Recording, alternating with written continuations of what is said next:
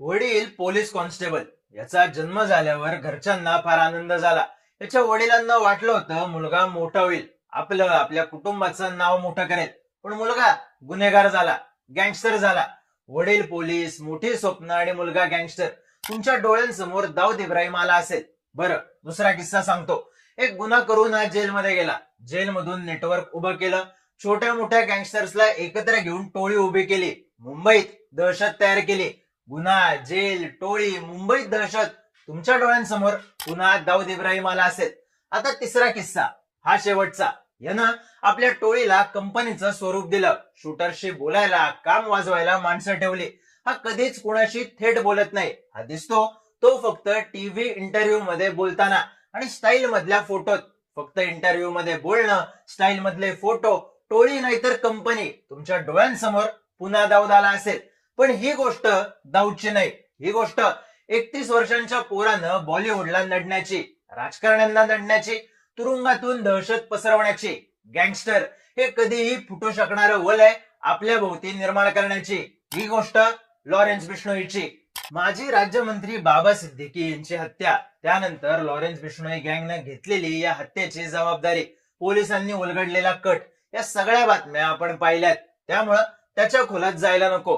खोलात जाऊयात लॉरेन्स बिश्नोई या विषयात. या 31 वर्षांच्या पोरात असं काय आहे की राजकारण आणि बॉलिवूड या दोन्ही सत्ता केंद्रांना तो एका वेळी नडू शकतो? स्वतःला गँगस्टर म्हणवणारा लॉरेन्स इथवर पोचला कसा?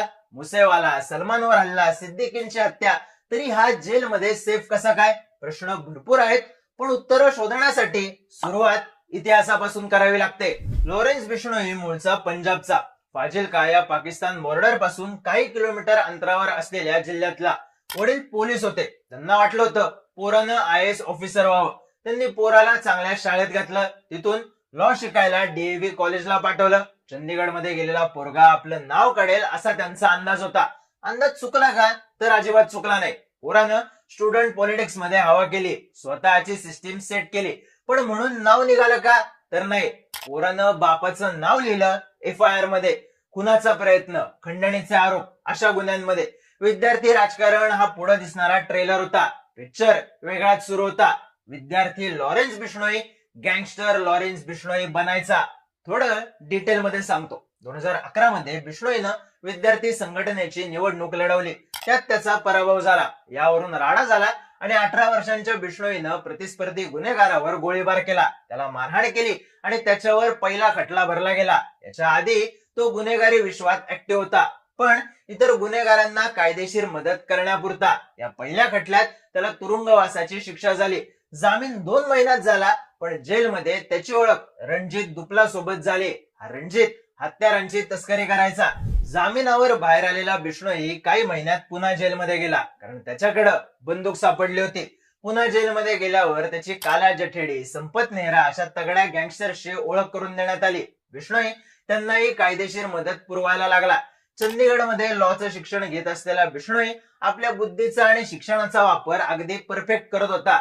गुन्हेगारांशी थेट संबंध आल्यामुळे त्याच्या जेल वाऱ्या वाढत होत्या. जयपूर जेल, सिकर जेल ठिकाणं बदलत होती, पण लॉरेन्स बिश्नोई त्याचा नेटवर्क स्ट्रॉंग करत होता. 2015 मध्ये त्याला जेलमधून कोर्टात हजर करणार होते. त्याला पोलिसांच्या गाडीतून नेलं जात होतं, पण अचानक या गाडीला बिश्नोईच्या साथीदारांनी घेरलं. फायरिंग झाली आणि बिश्नोई पोलिसांच्या तावडीतून सुटला. तिथून त्यानं नेपाळ गाठलं. शस्त्रांच्या व्यापारात उडी घेतली. दारूच्या धंद्यात पैसे गुंतवले. हे सगळं फक्त काही महिन्यात केलं. मग 2016 तो पुन्हा पोलिसांच्या ताब्यात आला. थोडक्यात मागच्या 10 वर्षात काही महिनेच सोडले तर लॉरेन्स बिश्नोई जेलमध्येच आहे. त्याच्यावर 24 ते 25 गुन्हे आहेत. खंडणी, खुनाचा प्रयत्न, खून, पोलिसांवर हल्ला, दंगल घडवण्याचा प्रयत्न, धमकी, अवैध व्यापार. लिस्ट प्रचंड मोठी आहे. बिश्नोईला 2016 मध्ये राजस्थानच्या भरतपूर जेलमध्ये ठेवण्यात आलं. तिकडून त्याला मे 2021 मध्ये दिल्लीच्या मंडलोली जेलमध्ये शिफ्ट करण्यात आलं. तिकडून मे 2022च्या आधीच त्याला तिहारला आणलं आणि आता तो गुजरातच्या साबरमतीच्या हाय सिक्युरिटी जेलमध्ये आहे. बिश्नोईला सिक्युरिटी रिझन्स मुळे जेलमधून शिफ्ट करण्यात येतं. असं कारण कितीही सांगण्यात येत असलं तरी एक गोष्ट स्पष्ट आहे, बिश्नोईला जेलमधली सिस्टीम ताब्यात घेता येते. जेल राजस्थान मधलं असेल किंवा अगदी तिहार, बिश्नोई जेलमध्ये बसून सूत्र हलवतो, फोन फिरवतो, सुपाऱ्या घेतो, देतो, वाजवतो, खंडणी गोळा करतो. भारतातली 11 राज्य, जगातले 6 देश इथली बिश्नोई टोळी कंट्रोल करतो आणि बाबा सिद्दीकींसारख्या मोठ्या नेत्याची त्यांच्याच भागात हत्या घडवून आणतो. जेलमधल्या होल्ड बद्दल बोलूच, पण आधी बोलू बिश्नोईच्या गँगस्टर होण्याबद्दल. लॉरेन्स बिश्नोई गँगस्टर बनला बिरजा करून. गोल्डे ब्रारा त्याचा मित्र. गुन्हेगारीत गोल्डी सिनियर, पण डोकं जास्त लॉरेन्स कडे होतं. त्यामुळं गँग लॉरेन्सनं चालवली. गोल्डी कॅनडामध्ये शिफ्ट झाला आणि तिकडून सपोर्ट उभा राहिला. जेलमध्ये बिश्नोईला जग्गू भगवानपुरिया आणि रॉकी फाजिल्का हे 2 लोकल गँगस्टर्स भेटले होते. ते बिश्नोईचे गॉडफादर, कारण त्यांनी बिश्नोईला त्यांच्या गँगमध्ये फ्री हँड तर दिलाच, पण सोबतच गुन्हा कसा करायचा, त्यातून वाचायचं कसं हे सुद्धा शिकवलं. मुळशी पॅटर्न पिक्चर मध्ये नन्याबाई सुद्धा हेच शिकवतो आणि रावल्या बकासूर बनतो. लॉरेन्स नाही हेच केलं. या दोघांनी त्याची ओळख आणखी गँगस्टरशी करून दिली. पण लॉरेन्सला बाकीचे गुंड वाटत होते. गँगस्टर त्याला एकट्याला बनायचं होतं. हरियाणाचा काला जठेडी, दिल्लीचा जितेंद्र गोगे आणि राजस्थानचा आनंद पाल त्यानं गडी निवडले. आनंद पालच्या मृत्यूनंतर त्याच्या सगळ्यात कट्टर शत्रूचा गेम वाजवला. त्याच्या सगळ्या गँगसाठी बिश्नोई गॉडफादर बनला. जितेंद्र गोगेच्या शत्रूला दिल्लीत संपवलं. हरियाणात काला जठेडीसाठी फिल्डिंग लावली. उत्तर प्रदेशमध्ये एक दिवंगत बाहुबली जोडून घेतला आणि जवळपास सगळ्याच उत्तर भारतावर आपला होल्ड आणला. यामुळेच लॉरेन्स बिश्नोईकडे 700 पेक्षा जास्त पोरं तयार झाली, जी त्याच्यासाठी मरतीलही आणि मारतीलही. या सगळ्या टोळ्या लॉरेन्सनं आणखी एका माध्यमातून जोडून ठेवल्या. पैसा. जो गुन्हा होईल, जी रक्कम सुटेल, जी खंडणी येईल, प्रत्येकाला प्रत्येकाचा वाटा मिळायचा.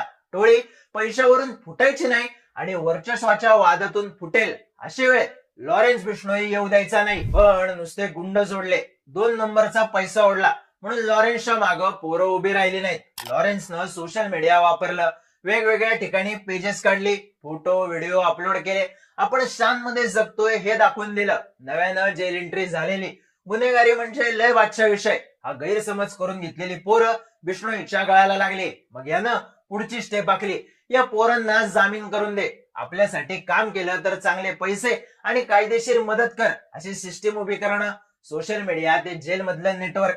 लॉरेन्सच्या भोवती जाळं निर्माण होऊ लागलं. अंडरवर्ल्ड मधल्या एका डॉन बद्दल एक किस्सा सांगितला जातो. त्यानं आपल्या एरियात खेळणारी पोरं किरकोळ पैशांचा आमिष दाखवून आपल्या गँग मध्ये घेतली. त्यांना हातात बंदूक देऊन शूटर्स बनवलं. लॉरेन्सनं हाच गेम सोशल मीडियावरून केला. आमिष पैशांचं होतच, पण त्यापेक्षा जास्त ते प्रसिद्धीचं होतं आणि आपली ही दहशत असेल या स्वप्नाचंही. बिश्नोईच्या टोळीबद्दल पोलिसांनी तपास केला होता तेव्हा त्याच्या काम करण्याच्या पद्धतीबद्दल 2 शब्द वापरले होते. Sleeper sale. बिश्नोई जेलमधून टोळ्या मॅनेज करतो. इथं त्याच्याकडे सिम कार्ड सापडतात. तो VoIP वापरून कॉल करत असतो असं पोलीस माध्यमांना सांगतात. पण हे सगळं समोर येतं एखादं मोठं कांड घडून गेल्यावर. बिश्नोई फोन वापरत असला तरी तो आपल्या शूटरशी थेट बोलत नाही. त्याची जेलमधली माणसं हे काम करतात. पण एखादं काम जर 4 शूटर्सला वाटून दिलं असेल तर त्यांना आपल्या साथीदारांची नावं अगदी शेवटच्या क्षणी कळतात. एकमेकांबद्दलची माहिती एखादा पकडला गेला तरी फुटू नये म्हणून. याच पद्धतीनं बिश्नोईनं टोळी मोठी केली आणि स्वतः गँगस्टर बनला. यात बिश्नोईने एक पॅटर्न वापरला. टॉप वर असलेल्यांना टार्गेट करायचा. त्याचे सुरुवातीचे गुन्हे स्टुडंट इलेक्शन मध्ये झालेल्या पराभवाच्या रागातून घडलेले. त्यानंतर बिश्नोई गँग मोठी करताना त्याचा बंबिया टोळीशी सामना झाला. या दोन्ही गँगचा कॉमन इंटरेस्ट होता. पंजाबी म्युझिक इंडस्ट्री, हरियाणा आणि दिल्ली मधल्या जमिनी, शस्त्रास्त्रांचा व्यापार, सीमेपलीकडून येणारे अंमली पदार्थ, कबड्डी मॅचेस, व्यापाऱ्यांकडून गोळा होणारी खंडणी या सगळ्यावर होल्ड असणं. यातून खून पडत गेले. गोल्डी, अनमोल बिश्नोई, रोहित गोधरा भारताबाहेर जाऊन सेट झाले. पण हे वाद इंटरनल होते. पंजाबच्या लोकल पेपरची हेडलाईन ठरतील असे. 29 मे 2022 ला बिश्नोई गँगनं सिद्धू मुसेवालाचा खून केला. रेकी केली, पाळत ठेवली, बेसावतपणे डाव मारला. मुसेवाला हा बंबिया गँगशी कनेक्टेड होता. पण त्याचा खून ही ग्लोबल हेडलाईन ठरली कारण तो जगभरात नावाजलेला सिंगर होता. बिश्नोईला ट्रिक कळली होती. अर्थात हे पहिल्यांदा घडलं नव्हतं. सलमानला धमकी देणं, मोठ्या बिझनेसमॅनची BMW जाळून मग त्याचा खून करणं, चर्चेत राहणं बिश्नोईला परफेक्ट जमायचं. डिसेंबर 2023 मध्ये करणी सेनेच्या सुखदेव गोगामेडी यांची रोहित गोधराच्या बदल्यासाठी हत्या करणं, याची जबाबदारी फेसबुक पोस्ट करून घेणं, बिश्नोई गँगला लाईमलाईट मध्ये आणत गेलं. सलमानला दिलेल्या धमक्या, त्याच्या घरावर फायरिंग आणि आता त्याचे खास मित्र असणाऱ्या बाबा सिद्दीकींची त्यांच्याच भागात हत्या. बिश्नोईनं चर्चेत येतील असेच कांड केले. ही प्रत्येक घटना त्याच्या नावाभोवती गँगस्टर असल्याचं वलय निर्माण करत गेली. बिश्नोईचं नेटवर्क कॅनडामध्ये आहे. तिथं मोस्ट वॉन्टेड असलेल्या सुखा दुनेकेची हत्या त्याच्याच गँगनं घडवून आणली. तिथं टॉप 11 मोस्ट वॉन्टेड पैकी 9 गँगस्टर भारतीय आहेत. बिश्नोई टोळी, बंबिया टोळी, गोल्डीब्रारची दस्ती या सगळ्यामुळं कॅनडामध्ये पंजाबी गँगस्टर सेटल होत गेले. मग यांच्या लिंक्स पाकिस्तान, ISI, खलिस्तानवादी यांच्याशी जोडल्या गेल्या. लॉरेन्स बिश्नोई आपले शूटर्स कधी थायलंडला, कधी दुबईला पाठवत राहिला. अमेरिका आणि UK मध्ये माणसं तयार केली. पाकिस्तान मधल्या गँगस्टरशी त्याचा कथित व्हिडिओ कॉल सुद्धा सध्या व्हायरल होतोय. बिश्नोईच्या गँगनं ISI शी लिंक असलेल्या एका आरोपीला जेलमधून पळून जायला मदत केल्याचा ठपका त्यांच्यावर आहे. त्यांनी भारत विरोधी कारवाया करण्यासाठी फंड गोळा केल्याचं NIA आपल्या आरोपात म्हणलंय. लॉरेन्स बिश्नोईवर UAPA कायद्या अंतर्गतही ठपका ठेवण्यात आलाय. हे सगळं त्यानं मागच्या 9 ते 10 वर्षात जेलमध्ये बसून केलंय. त्याचा इतिहास दखल घेण्यासारखा ठरतो, कारण त्याची बिश्नोई गँग फक्त पंजाब आणि कॅनडामध्ये बंबिया टोळीच्या विरोधात किंवा दिल्लीत जिमच्या बाहेर खंडणीसाठी राडे करण्यापुरती मर्यादित नाहीये. त्यांनी मुंबईत एका नेत्याची हत्या केलीये, ज्यात पुण्यातल्या पोराचं कनेक्शन समोर आलं, जो मूळचा अकोल्याचा आहे. त्यांनी पंजाबमध्ये मुसेवालाला मारलं. शूटर्स पुण्यामधून गेले होते. विद्यापीठाच्या निवडणुकीत हरलो म्हणून राडा करणारा पोरगा आता कंपनी चालवायला लागलाय. जिथली माणसं आपल्या नजरेच्या टप्प्यात असणारी आहेत.